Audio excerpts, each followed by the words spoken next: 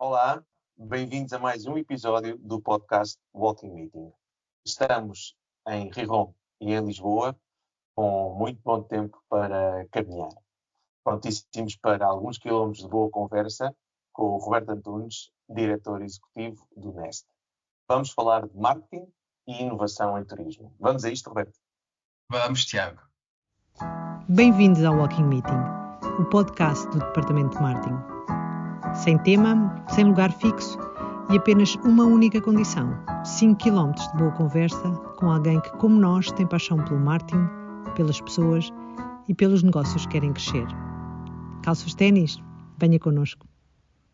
Primeiro que tudo, muito obrigado por estares aqui e deixa-me apresentar-te. O Roberto é formado em Economia na Universidade Nova de Lisboa e tem uma longa experiência em marketing, comunicação e inovação, com funções de liderança local, regional e global, nos 18 anos que esteve na Unilever, onde teve a oportunidade de trabalhar em Portugal, em França, Itália, Inglaterra e Brasil.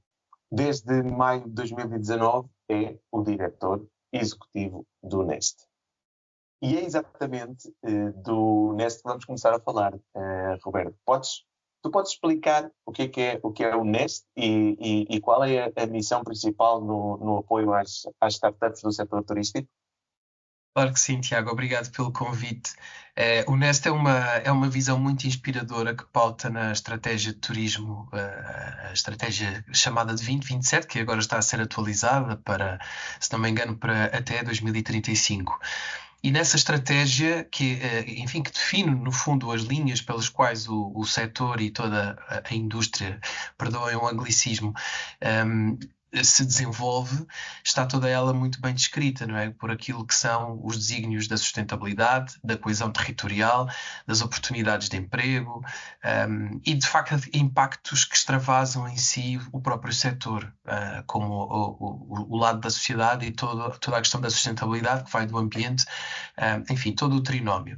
E nessa estratégia pauta pela existência, está definida a existência de um centro de inovação que seja um pivô dentro do ecossistema e que seja o elemento que se preocupa com a vantagem competitiva do futuro, estimulando as discussões, a experimentação, a procura de oportunidades, investimento, enfim.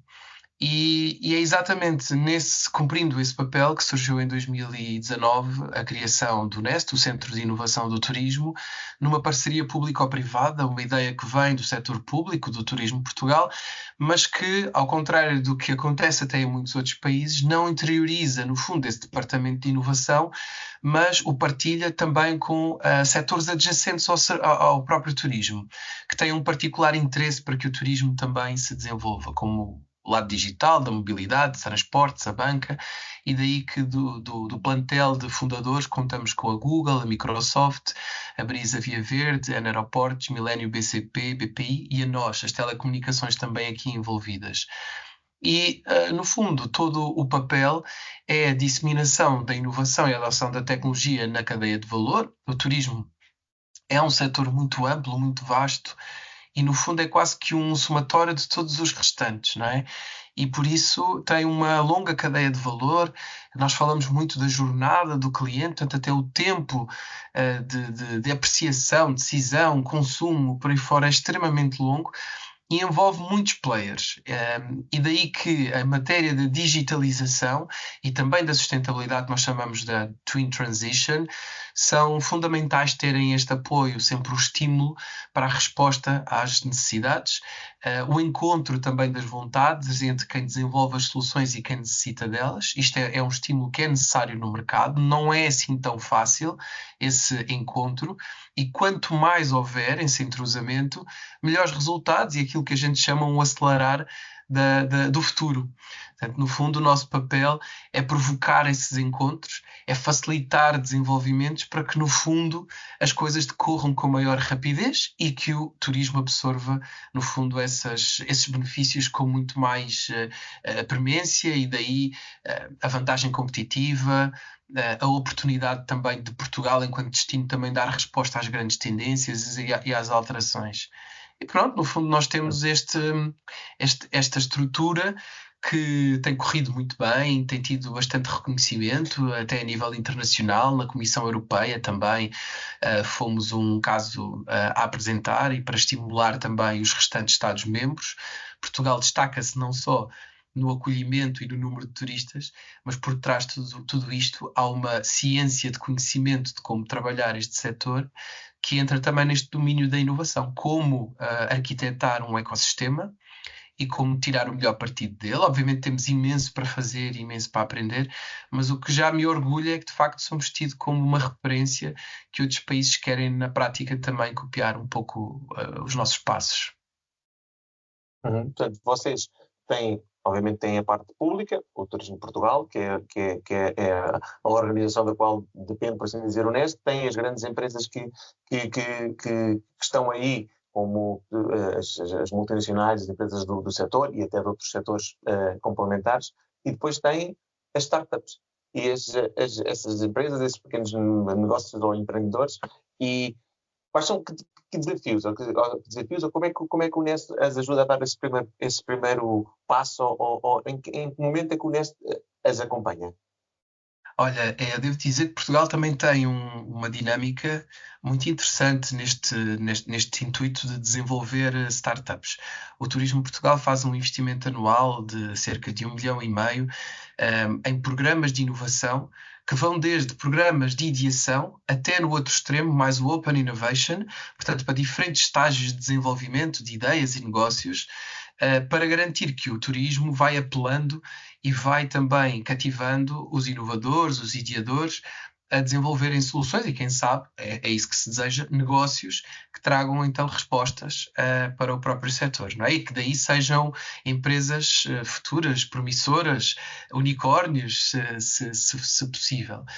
E para isso, nós temos um papel quase de midfield entre o que o Turismo Portugal investe todos os anos no aquecer de toda esta dinâmica através de cerca de 15 programas de ideação e inovação que decorrem durante um ano no país todo, no fundo, num projeto para o qual aceleradoras e incubadoras nacionais concorrem e que trazem a resposta, no fundo, propostas e, portanto, decorrem todos os anos no mínimo 15 programas nacionais. O que é uma base muito interessante e com escala para nós acompanharmos, no fundo, boas ideias, o que é promissor e podermos trabalhar com essas aquilo que poderá ter uma oportunidade até de escalar no curto prazo para o turismo. Então eu diria que a primeira grande oportunidade que nós temos é trabalhar muito perto com essa base, auscultar, um pouco ser olheiros e, na medida em que dão respostas, e procuramos muito respostas na área da sustentabilidade, na utilização dos dados, e o que chamamos de seamless experiences, isto é uma fruição sem barreiras, tudo que for a oportunidade de melhorar a experiência, no fundo, pela positiva, ou então retirando os efeitos negativos, são matéria para a qual nós queremos apoiar, desde a mentoria, procura de financiamento, exposição internacional, a presença em feiras e eventos, o contacto direto com alguns, enfim, corporações, mas, acima de tudo, um acelerar também de oportunidades de pilotagem. No diagnóstico que fazemos dentro deste espectro de startups, há uma grande intensidade e vontade de criar ideias. No final deste funil, não há assim tantas que consigam vingar e transformar-se em empresas robustas.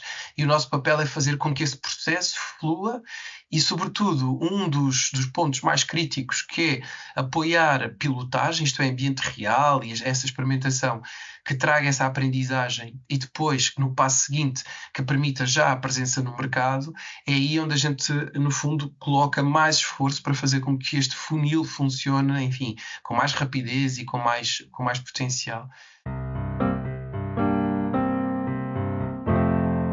Vamos falar agora de marketing e turismo. E obviamente, falamos de marketing e turismo e a primeira coisa que nos vem à cabeça é marketing digital, marketing online, não é? Porque todo o turismo também está tão virado para as estratégias digitais.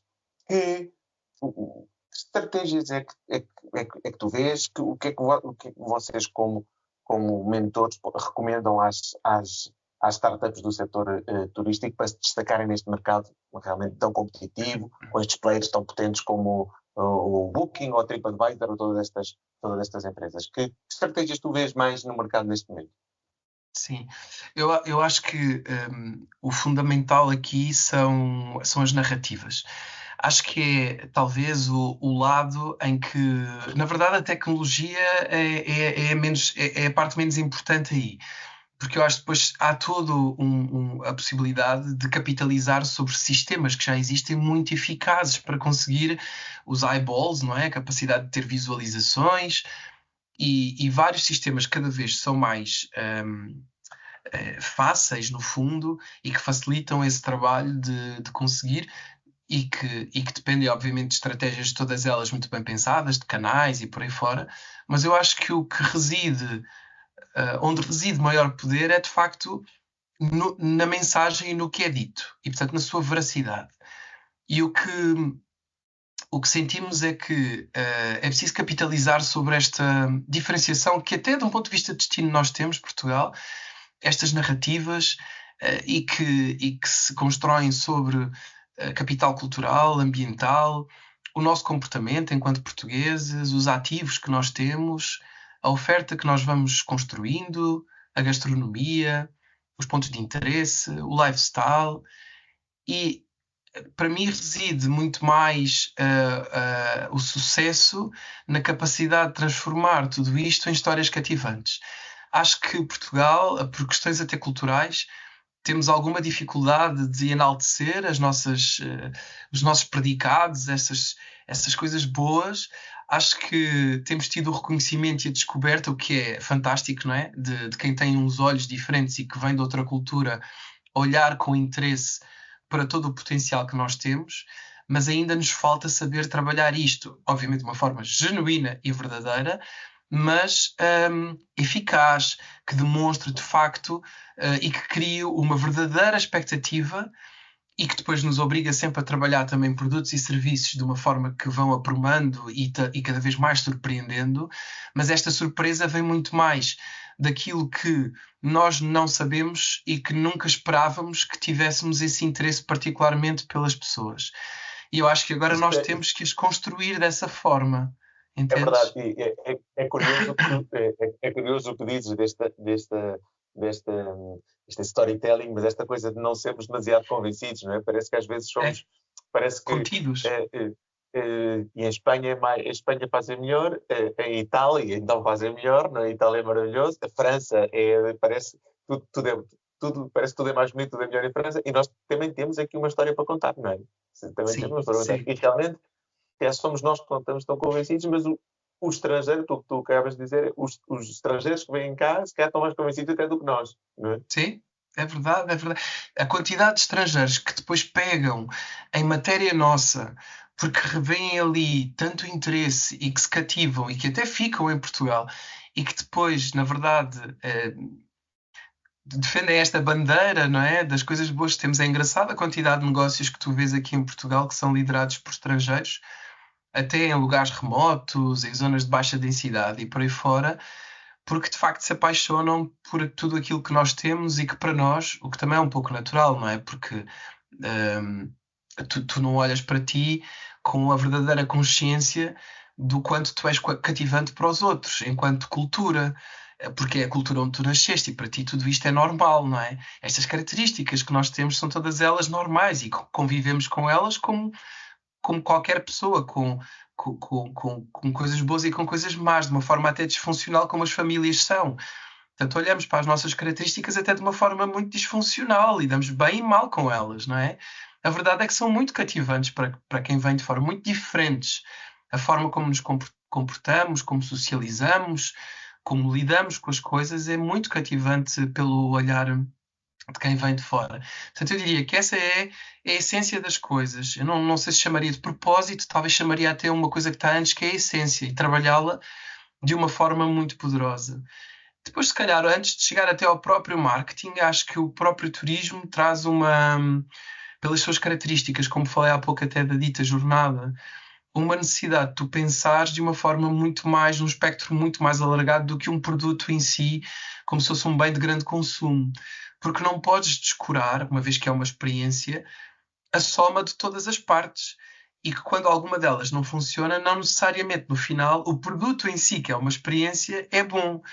É preciso trabalhar de uma forma muito concertada. E quando eu digo isto, é desde a experiência à chegada a Portugal, como é que a informação flui, o atendimento, o espaço onde tu ficas, portanto, os hotéis, os restaurantes, as experiências e tudo aquilo que tu fazes, e depois até o ir embora. E não é possível pensar em turismo como um produto se tu não pensares na soma de todas estas partes, e que se alguma destas coisas não cumpre o seu papel, o produto é comprometido. Portanto, este setor exige uma interação, uma partilha, uma conexão entre os próprios negócios. Não há como um hoteleiro defender os resultados do seu hotel se tudo mais à sua volta não está a funcionar, se a cultura não é boa, se as pessoas não são recebidas com um sorriso na rua, se os restaurantes não servem bem. Portanto, esse teu hotel, esse teu investimento desaparece e tu nem sabes como, não é? Isto é como mapear um consumer journey, não é? Um mega consumer journey com várias intervenientes, não é? Sim. Vamos pôr um exemplo, a visita ao IKEA, que vai desde o estacionamento, passar por todos os sítios, depois acabar por comer, depois tudo para casa. Aqui a diferença é que tens uma série de intervenientes que fazem parte dessa experiência do turista, não é? Ou seja, é um consumer journey enorme, desde o aeroporto até alugar o carro, o que for, não é? E tu tens que pensar na gestão do teu negócio, mas dedicar também tempo e espaço enquanto empreendedor na conexão com estes outros elementos, porque é fundamental. Portanto, há uma partilha, e é um setor até muito engraçado por isso, porque de facto há várias coisas setoriais que não se vê nos outros, desde encontros, fóruns de discussão, os serviços noticiosos, a própria informação que flui, que parte, às vezes até de dados do próprio Turismo Portugal, que tem que sempre garantir este espectro de como é que vemos o todo. E, portanto, também traz este duplo desafio para os empresários e empreendedores de gerir o seu negócio, mas perceber o big picture e entender que, de facto... Um marketing manager do setor turismo não pode pensar só no seu produto ou no seu serviço, tem que pensar em tudo o que é complementar a ele, à sua própria experiência, não é? Sim, tem muitos fatores endógenos em relação ao potencial do teu desenvolvimento de negócio. Olha, começa até, por exemplo, agora que estamos a falar de marketing, com todo um trabalho espetacular que tem sido feito pelo próprio Turismo de Portugal, que, enfim, sendo o gestor de destino, digamos assim, tem em si grande parte das verbas para investimento na visibilidade do destino Portugal. Portanto, o Visit Portugal é a grande campanha que já por anos tem decorrido, cada vez com mais sucesso, cada vez mais digitalizado. É engraçado, não é? Que nós somos um destino muito promovido através de canais digitais, mas que, por outro lado, cada vez mais tu vês narrativas que de facto enaltecem aquilo que eu acabei de dizer, a essência do que é a Portugalidade, portanto, esta veracidade, e que têm sido tão bem trabalhadas a um nível até quase de proporcionar, através das campanhas, experiências do que é visitar Portugal.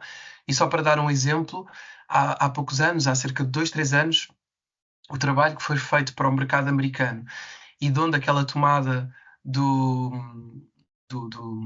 como se chama, Nova York, do centro de Nova York, daquela praça de Nova York, Times Square, com todas as fachadas dos edifícios, aquilo que a gente vê no Ano Novo, não é? Aquela panóplia de comunicação, e a Coca-Cola sempre a abrir a garrafa e tudo mais. Sim. Então, tudo isso foi tomado, todos esses painéis, todos esses meios de comunicação foram tomados por esta campanha, e fez-se uma campanha que foi arrebatadora e que foi fazer uma conexão no momento. Em cada um dos prédios daquelas fachadas havia uma conexão com o americano que estava de facto, e naquele momento aqui em Portugal, uma chamada em momento real, obviamente combinado com essa pessoa para falar sobre a experiência que estava a ter e mostrar Portugal através dos seus olhos, da sua câmara naquele momento, em diferentes locais, onde tu tinhas mar, serra, enfim, tudo isso. E que foi muito emocionante, porque ouvias falar de Portugal, ouvias o som, sentias um pouco de Portugal ali. Foi o kick-off de uma campanha que, neste momento, aquilo que se traduz, passados 2, 3 anos, é que o mercado americano é o segundo maior gerador de turistas para Portugal. Uma coisa nunca antes tida, porque os nossos mercados sempre foram os de proximidade, os europeus, Claro. Espanha, E os Inglaterra, França e Alemanha.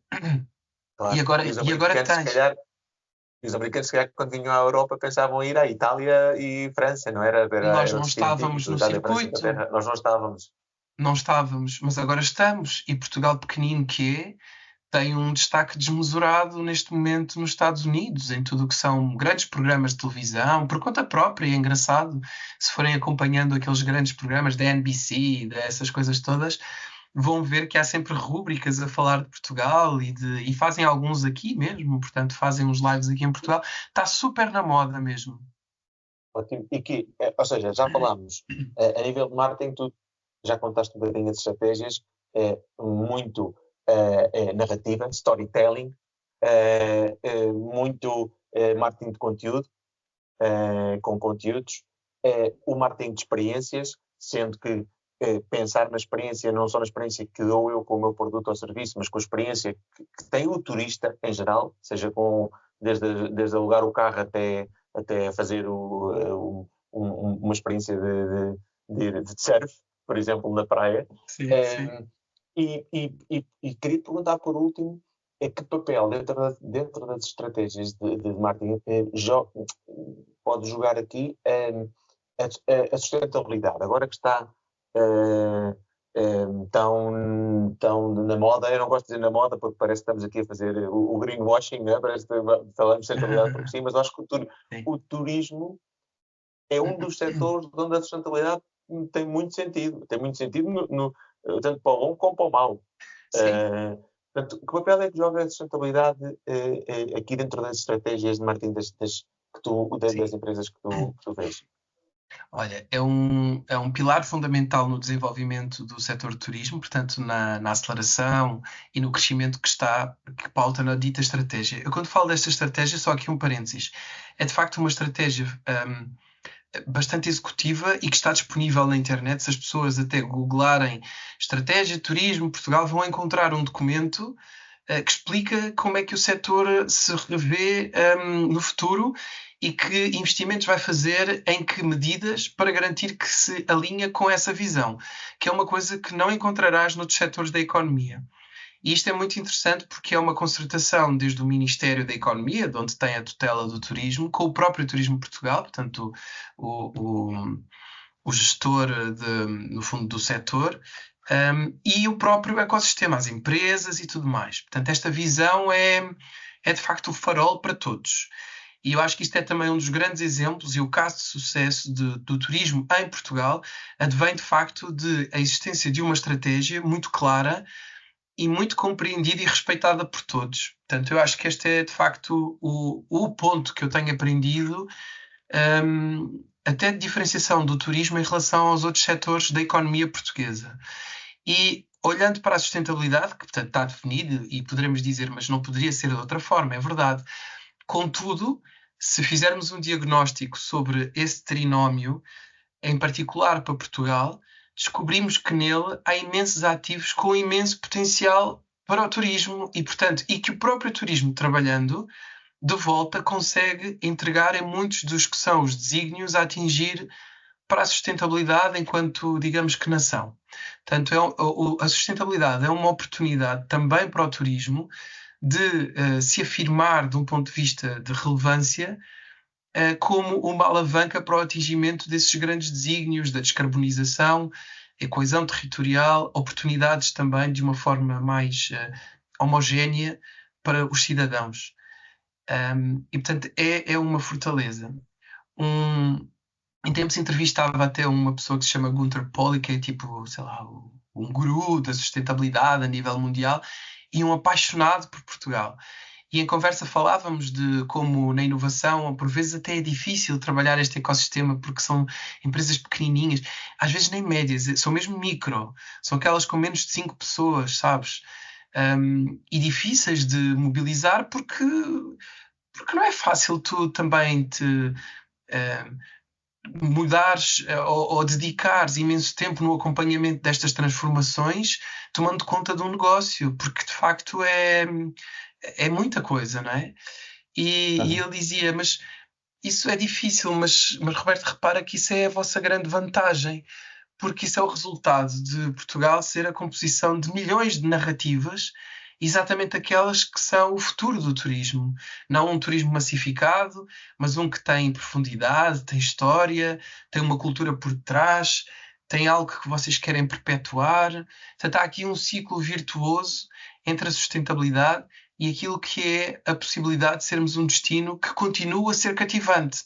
Portanto, é uma história de win-win, não é? De sucesso partilhado entre esta visão de avanço e quase que podemos dizer é um hygiene factoring. Sim, senhor, é.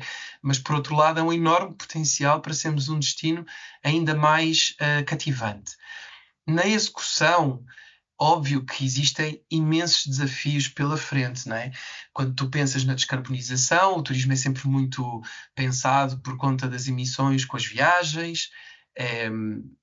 Contudo, outro parênteses, quando vamos ver de facto as verdadeiras contribuições, nem é tanto dos transportes, não dizendo que não há muito trabalho a ser feito, mas muitas das vezes é tido como um vilão ou como um grande causador e a gente esquece de muitas outras coisas, como a agricultura, a pecuária, por aí fora, que têm contribuições desmesuradamente maiores, muito maiores do que estas questões que o turismo até traz por conta, sobretudo, da aviação. Tudo o restante nem é assim tão significativo, tirando as questões também da água, muito importantes em Portugal, e que é uma das grandes batalhas também do próprio setor, de facto, contribuir para as questões da gestão de recursos, nomeadamente hídricos, pela escassez, onde em determinados territórios, como Algarve, é premente e o turismo tem e entrega também bastantes soluções para salvaguardar essas questões do uso, por exemplo, da água. E tirando isso, obviamente que há muito trabalho a ser feito para evangelizar, quer dizer, também já, no fundo, todas estas questões da sustentabilidade, mediante o ESG e a taxonomia, elas tornam-se obrigatórias. As empresas, para operarem, têm que reportar e, portanto, obrigatoriamente têm que tomar ações. Mas, no fundo, há um trabalho prévio feito pelo Turismo Portugal e nós ajudamos em várias matérias, como ferramentas e por aí fora, para ajudar a avançar todo este tecido empresarial do setor, na medida em estar a par de todas essas obrigatoriedades que a sustentabilidade agora impõe aos próprios negócios. E uma última pergunta sobre marketing, que é sempre aquela coisa que gostamos de saber, que é um caso de sucesso, um case study, alguma coisa que destas empresas, quando tu falavas de narrativa e todas as narrativas tão bonitas que temos para contar de Portugal, ou de uma estratégia de conteúdos, ou de alguma experiência, queres dar algum exemplo de alguma startup ou algum setor que achas que está exatamente a trabalhar muito bem isto? Olha, nesse caso eu diria que em escala temos muito para fazer. Digo sempre dentro do setor, que nunca estamos em Cannes, nunca vemos o reconhecimento da qualidade de trabalho feito dentro do setor, não é aquilo que se destaca no trabalho de marketing. Mas eu diria que temos casos pontuais muito inspiradores. Este que te falei, por exemplo, do Turismo Portugal, e é muito bom o nível até de gestão e coordenação a nível de um destino, esse destaque que nós temos até em comparação com nossos concorrentes e com outros destinos a nível mundial.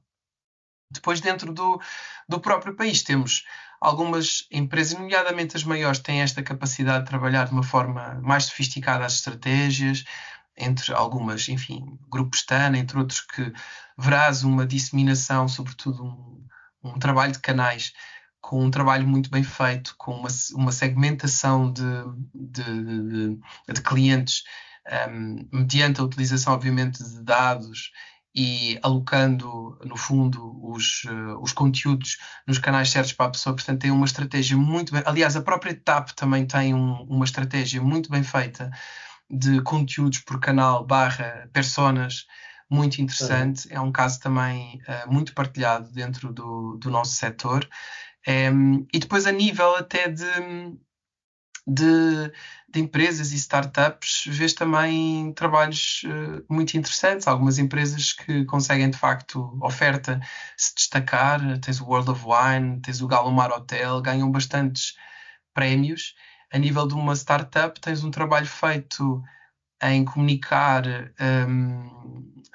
preços dinâmicos, por exemplo. É um caso muito giro, gosto imenso de falar. Chama-se Galvendi. E trabalham Dynamic Pricing através da utilização da inteligência artificial. Na verdade, são campanhas que estão a funcionar muito bem e em traduzir também para os negócios esta possibilidade de que os preços dos teus ativos não precisam de estar padronizados entre o que é standard, por exemplo, um quarto, não é? E que é igual para ti e que é igual para mim.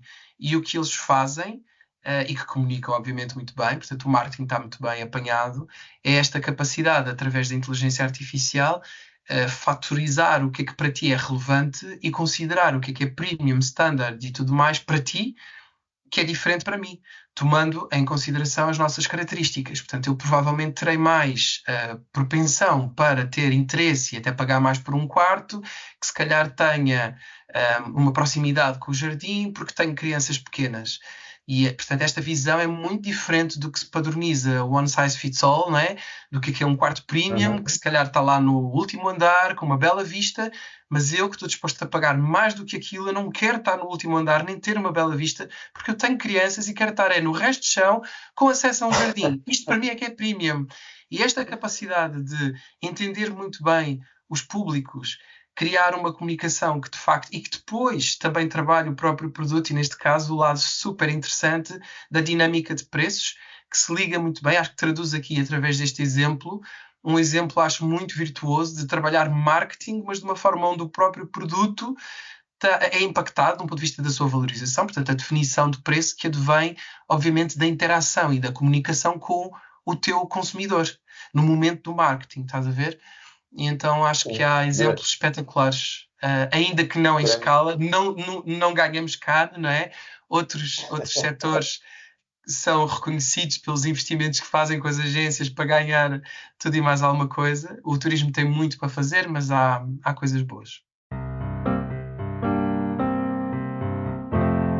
O que é que se está a passar também com a inteligência artificial no turismo? Porque já acabaste de dar um ótimo exemplo do que se está a aplicar, mas imagino que isto está toda a gente, esta expressão IA, e isto entra em tudo, não é? Entra em tudo.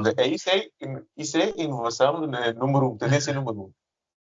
Não há conferência hoje que não fale de inteligência artificial. Se não tiver, então está completamente desatualizado. Acho que é das matérias da digitalização que mais tem cativado. Eu acho também porque também se aproxima de uma utilização muito mundana das coisas, não é? Sobretudo com a generativa, não é? Porque temos ouvido falar que a inteligência artificial já está aí desde a década de 50. Aliás, no Instituto Superior Técnico já existe essa cadeira desde 1972, se não me engano. Portanto, não é assim uma coisa que surge agora do nada. E é engraçado que os especialistas contam-nos e fazem umas curvas em como se tornou muito sexy, mas depois a própria denominação causava um pouco de receio, começou-se a utilizar outras terminologias, mas que agora volta.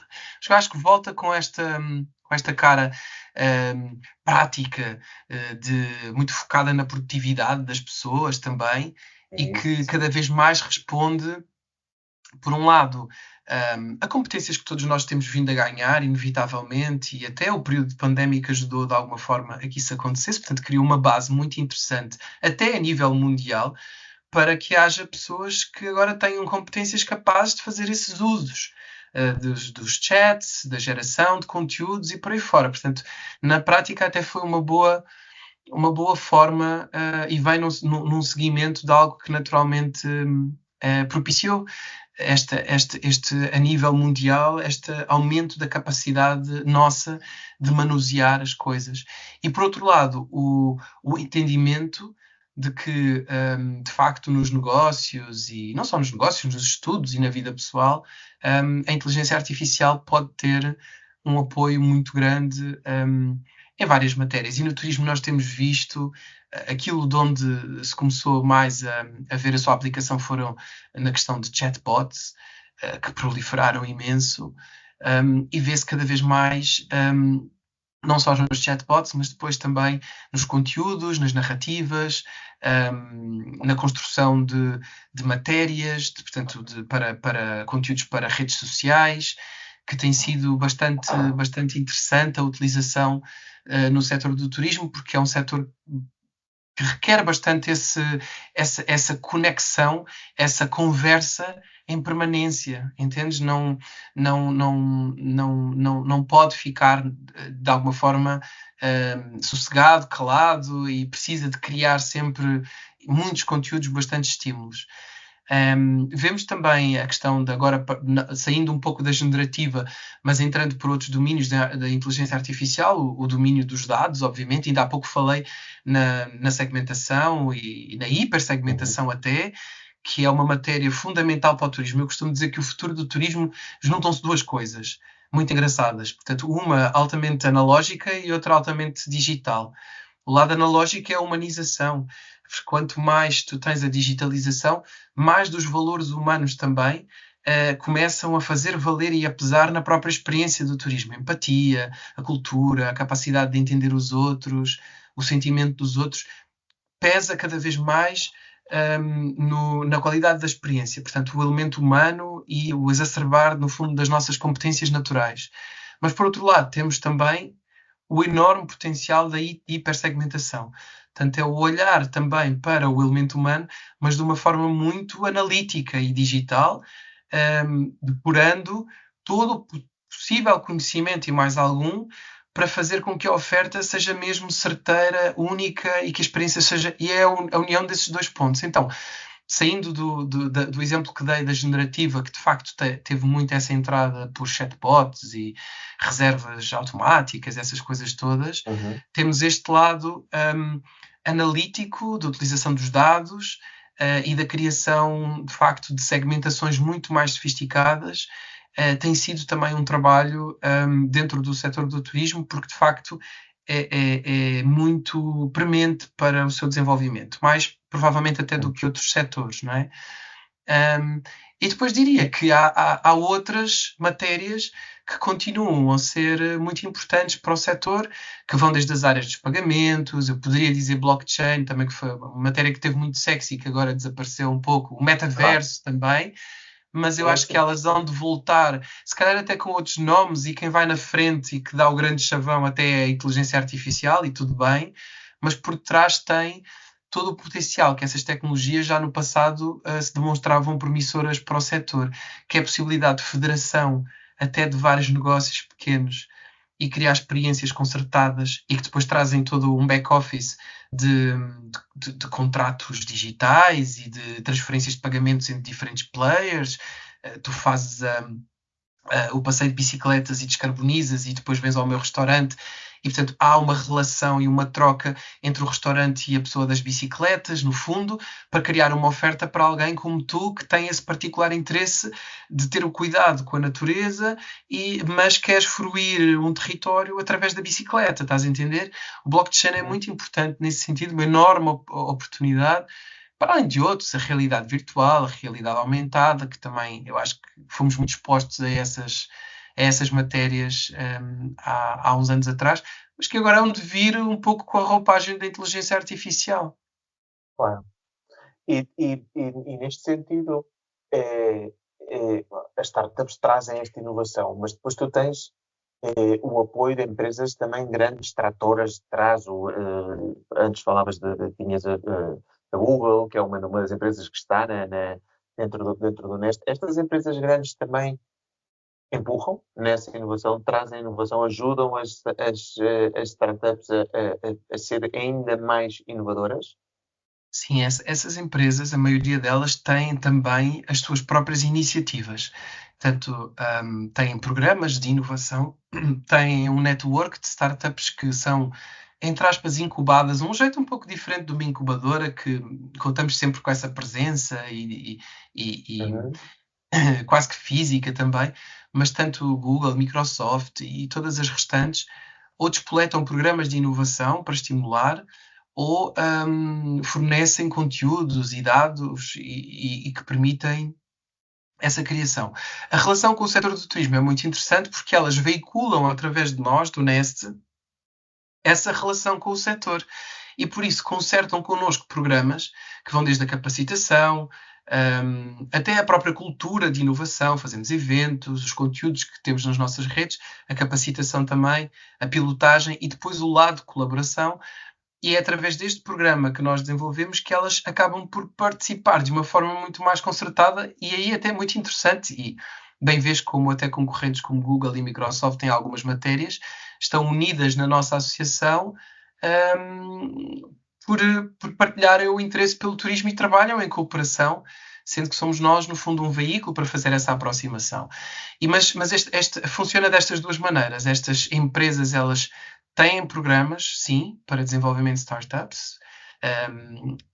O setor do turismo trabalham de uma forma um pouco diferente. É através de nós e com estes programas que nós vamos desenvolvendo. Mas tu tens desde a transferência de conhecimento, e fazemos isso através de webinars, a presença constante dessas empresas em eventos ao vivo, como keynote speakers, e a explicar todos os potenciais também da digitalização e da oferta que têm, até participar como mentores em programas que nós desenvolvemos de inovação, e sempre atentos a potenciais, até desenvolvimentos que nós possamos fazer de produtos ou serviços que possam impactar o próprio turismo. Também entramos por esse domínio, de nós próprios nos propormos em trabalhar alguns conteúdos por conta própria. Portanto, já fizemos desenvolvimento de ferramentas, de web apps, suportámos desenvolvimentos de soluções com tecnologias que vêm dos nossos fundadores para despoletar essas inovações. Portanto, somos muito plásticos, muito flexíveis também na abordagem, e que pode ir desde tomar as coisas por conta própria até servirmos mais de project managers, deixando com que, na verdade, o encontro entre quem precisa e quem tem a solução permita o desenvolvimento, então, de uma nova matéria. Muito bem. E agora, com toda esta inovação, com todas as tecnologias que tu falaste, inteligência artificial, blockchain, tudo o que está, Big Data, tudo o que está aqui por trás, e esta é uma pergunta, obviamente não tem uma resposta correta, mas como é que tu visualizas a 10 anos, nos próximos 10 anos, como é que tu visualizas o futuro do turismo, e que papel, ou seja, é que terão essas startups? Porque realmente as startups de hoje, se calhar, vão ser dentro de 10 anos empresas grandes e relevantes no setor, não é? Talvez há 20 anos atrás não existia Airbnb também, não é? Portanto, sim. Como é que tu visualizas o turismo e a inovação, o marketing de conteúdos, de experiências em 2000 e quanto é que é? 10 anos? 2034, não? 34. 35. Sim. Olha, eu acho que uma parte deste tecido empresarial serão empresas que neste momento têm essa visão de se adaptarem a essa transformação. Portanto, uma parte do tecido empresarial vai, em 2034, ainda cá estar, com a sua oferta que ao longo do tempo tem-se vindo a adequar e fazendo também a utilização de todas estas tecnologias para se tornar mais competitivo, mais eficiente, desmaterialização de processos, as operações otimizadas. Mas eu acho que cada vez mais, em 2034, vamos ter a participação de startups ou empresas mais pequenas com ofertas mais segmentadas, porque eu acredito muito que o que os dias de hoje nos estão a oferecer é voltando à hipersegmentação, que não é só a visão do próprio consumidor, mas é a visão também da oferta. Os tipos de turismo, eu acho que cada vez vai ser mais nichado. Haverá cada vez mais oportunidade para pequenas áreas, porque se no passado essas pequenas áreas, digamos que numa análise quase de rentabilidade, não eram interessantes, tu precisavas de escala, não é? Se voltarmos lá para as décadas de Taylor, não é? precisavas de facto de mass market, one size fits all, e só assim é que as coisas eram interessantes. Claro. Eu acho que a tecnologia abriu exatamente a oportunidade para o oposto, é a oportunidade de uma hipersegmentação também no tipo de oferta, que permite viabilizar negócios que no passado não conseguiriam ser. E eu acho que isso é o que vai haver, essa proliferação de muitos pequeninos, muito sofisticados, com uma gestão muito aprumada, obviamente com uma utilização de inteligência artificial, acho que é inevitável, por mais que andemos aqui às voltas sobre os prós e os contras, e obviamente todas as questões muito, muito necessárias de definição das questões da ética e de como é que se faz a utilização, mas que eu acho que é incontornável e que estará numa utilização diária. Aliás, aqui um parênteses, há um estudo que o Google fez no início deste ano, da Public First, e que tentou apurar para a economia portuguesa qual é que seria o impacto da inteligência artificial nos dias de hoje, e o impacto seria um equivalente de 15 mil milhões de euros, o que é um aumento em cerca de 6% do nosso PIB, e que advém de aumentar a produtividade por cada trabalhador do que seria a base, que é 1, não é? Cada um de nós, não é? Para 1.5. Portanto, cada um de nós se desmaterializa em si próprio e mais metade de si na sua capacidade de fazer coisas e produzir anualmente. E eu acho que isto será cada vez mais. Em 2034, muito mais. Então eu vejo muito um setor do turismo que, também por as características que falei há pouco, pela necessidade, por ser basicamente pequenas empresas, mas que isso também é uma vantagem na narrativa da sustentabilidade, é uma oportunidade e alimenta toda esta oportunidade de subsegmentação ainda dos próprios negócios, e cuja digitalização irá permitir também a materialização de negócios sustentáveis economicamente, tá? Com a capacidade de facto de gerarem valor e serem interessantes, ao contrário de serem massificados, numa enorme capacidade também dessas empresas e das pessoas de desmaterializarem processos e de conseguirem ser bastante eficientes. E por fim, eu diria que o que também vai unir muito estas pontas e que vai fazer do turismo, e que caso contrário também as coisas não funcionam, é trabalhar o território, e neste caso, enfim, desde a dimensão de destino, região e depois até da própria empresa, mas com uma transferência de informação e dados. O conceito de smart, né? Smartificação das coisas, que a gente ouve das cidades, né? Smart cities, mas que o smart tourism, eu acho que a sua realidade será quando nós formos um smart tourism, isto é, um destino, um smart destination, com esta capacidade não só que falei na ponta, começando pelas pessoas e pelas empresas, mas na capacidade de junção, da criação, na verdade, de redes, na criação de consolas que recebem estas vias e fontes de dados e que conseguem depois devolver, através dos algoritmos e de insights e conhecimentos, que vêm ainda assim a melhorar a performance e a injetar dentro dos negócios. E, portanto, eu vejo, portanto, nesta visão prática e quase que individual das transformações, mas eu acho que o turismo também só tem futuro se trabalhar esta versão também de como se reconecta, porque o turismo é algo que funciona como uma experiência em sequência e que não se pode individualizar os próprios negócios. Não posso tomar conta da minha quintinha fazendo um bom trabalho, achando que assim, sozinho, e por melhor trabalho que eu faça, o meu negócio tem um enorme futuro, porque pode não ter, se não estiver bem conectado com tudo o resto. Chegamos ao final do nosso podcast, mas antes tenho de fazer a pergunta que fazemos a todos os convidados. Quem é que convidarias para uma walking meeting? Olha, apetecia-me dizer assim, tipo uma Michelle Obama, acho que seria espetacular, mas caindo assim numa realidade, o Luís Araújo, que é o ex-presidente do Turismo Portugal, adoraria fazer um walking meeting com ele, para já porque é uma pessoa de quem eu gosto muito, e que apoiou imenso esta nossa operação, a criação do nosso centro de inovação. Sempre foi um grande apoiante, muito vocal também em relação às nossas capacidades, e graças a ele nós conseguimos também ter uma presença dentro do setor muito relevante, muito apreciada. E por fim, por também ser uma pessoa super interessante. Sei que ele fez ainda há algum tempo atrás o percurso dos Caminhos de Santiago com o seu cãozinho, e que tem muito para contar sobre essa viagem. Portanto, acho que seria interessante o conhecimento técnico, mas também a experiência pessoal de vida dele, que é muito interessante. Muito bem, muito bem. E, por último, comentar que nós temos o nosso programa Zero Indiferença.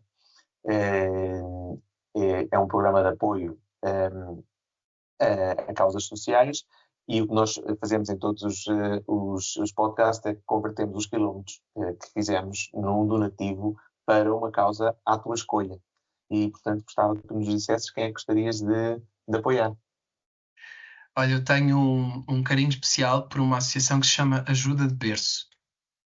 E por termos uma afinidade familiar até com esta associação, pela minha esposa ser membro integrante dessa associação e ser voluntária, e porque já tivemos muitas experiências até enquanto família, de sermos família de acolhimento, numa associação cujo desígnio é dar colo, carinho a crianças desprotegidas, e por isso teria imenso orgulho em ajudar a Ajuda de Berço. Terminamos assim o 27º episódio do podcast Walking Meeting, hoje com o Roberto Antunes a falar de marketing e inovação em turismo. Obrigado a quem esteve desse lado, esperamos sinceramente que nos tenham ouvido de ténis calçados e a caminhar connosco. Todos os meses temos um novo convidado. Muito obrigado e até ao próximo episódio. Todos os meses temos um novo episódio. Siga-nos no LinkedIn do Departamento de Marketing Portugal, no Spotify ou no Apple Podcast.